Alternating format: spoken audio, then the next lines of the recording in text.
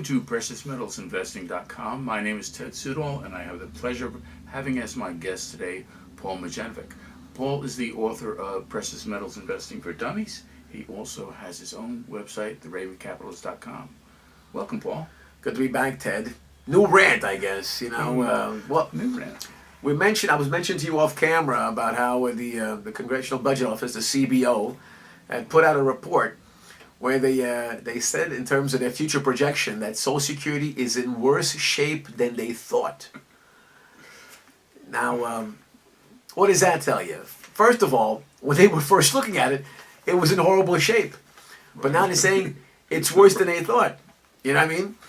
You know, I tell you, it reminds me of, some of your family member dying and the doctor said, well, he's dead, but I think it's even worse than that. But I mean, like, how much worse can it be? You know, in other words, right now you have a lot of people, who are very worried about their long-term picture. As a matter of fact, this is why, we're going to have some programs available for people down the road about how to mitigate this and how to become more independent. We'll talk about income-generating investing down the road. I'm hoping to get a chance to premiere here, actually, which will really be good.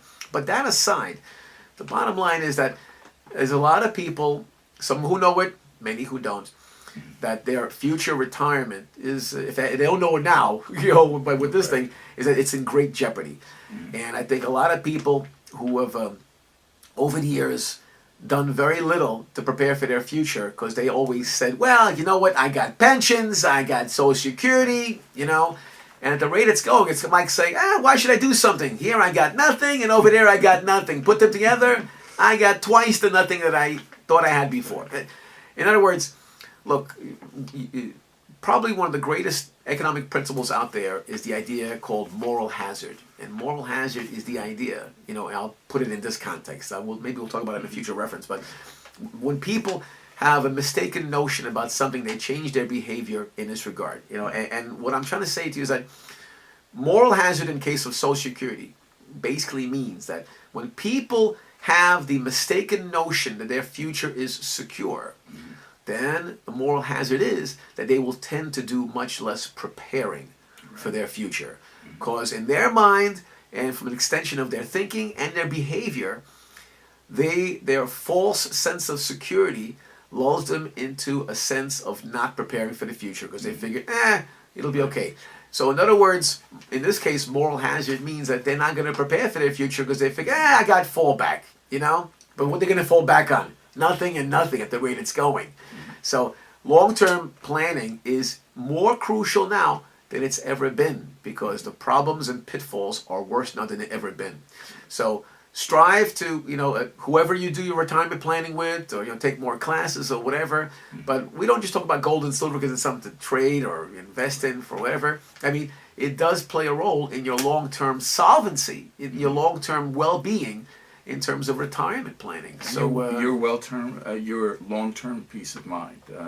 One of the things that we've always talked about is that the precious metals are a solid foundation of value that you can depend on. Exactly. I mean, what do you have to depend on now? There's people I know out there who say, oh, well, I have a lot of money in savings, etc. But anything that's paper assets and dollar denominated, and look, you're putting money in a savings account. I tell people have a savings account as an emergency fund because what happens if tomorrow you lose your job or some expensive event occurs that you need the cash. It's there for the short term.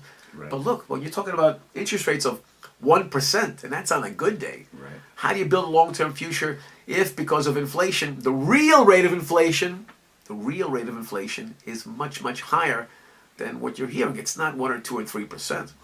Look, like energy, for example. Energy, at the end of 2008 was roughly $1.70, $1.80, and where is it now? As we talk real time, March of 2012. It's hovering around the area of $3.50, $4 and higher in some parts of the country. So it's more than doubled, but because they don't factor that in, we'll talk about it.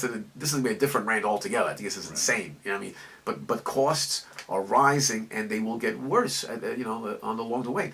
So gold and silver are part of your diversification to guard yourself against all of this inflationary pressure, whether they report it or not, is there. It's real. You and I know this going down to the grocery store and other venues. Right, and one of the facets of moral hazard that comes to play in here is that if you feel that you have a pension that, whatever you feel comfortable with for your lifestyle, is, say, $1,000 a month, in today's dollars what $1,000 buys.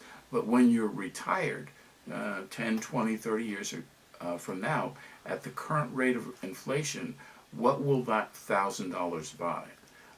You have to prepare for the future, because that amount of money that you thought was going to provide you in a comfortable lifestyle will not provide for you in the future, and you can't build up wealth putting your money in a bank and getting 1%. Exactly. Look, when you sit down with your financial advisor or with your family and you're doing calculations, we're going to have a lot of stuff about retirement planning and programs to help people, but whether you use that or anything else for that matter, I think probably one of the most prudent things that you could do is do almost like reverse moral hazard. Assume in the future that all these third-party payments coming to you, let's say they don't come. Right. Make believe that, even if you're secure in the knowledge that they are going to come.